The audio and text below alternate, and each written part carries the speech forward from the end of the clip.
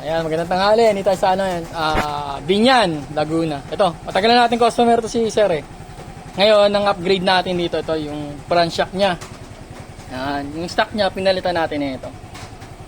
TRC yan. Ayan, nilagay natin siya dyan.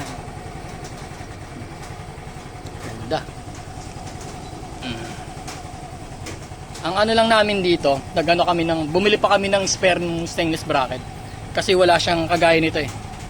Yung kakapitan ng mga sa tapalodo, kabilaan. Ayan. Kabilaan. Ito wala.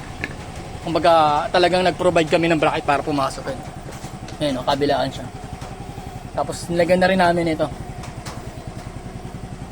Hindi siya pang pasyo pero kasya. Siyempre ginawa na namin ng paraan para mag-fit. Tapos yun, ito yung price nito nasa kano siya? 6.5. SRP daw niya. Yan, sa mga gusto makatipid, try nyo tong TRC. Maganda. Yan lang. Bali magkano inabot ng bracket, sir? Yung sa stainless na yun. 190? 190 per na yun. 190? 190? Oo, yun. 190 daw. Yung ano na yun, yung stainless bracket na yun. Lalagyan nyo na lang siya ng tape o kaya adhesive para at least hindi umano dun sa bracket. Magasgas ba? Kasi ano siya, kakapit sa bakal eh. So ginawa ko nagyan tape tsaka adhesive para at least kung tanggalin man, hindi siya gasgas. Yan. Ayan siya. Adjustable naman to. Pwede rito mag-adjust, pwede rin doon sa taas. Ayan, pagkakapit. Maganda. TRC. May, anong variant ito, sir? Kulay gold, silver at saka black.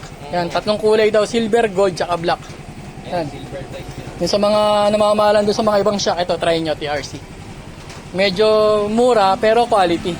Alam niyo naman siguro yung brand ng TRC. Ayan. Ano ba kasama nito? Ay, mga tornilyo tsaka yung pang-adjust. Ayan. Ayan siya. Ayan yung box. Ayan lang. Sa Pasyo. From Binyan, Laguna. Ayan lang. Thank you.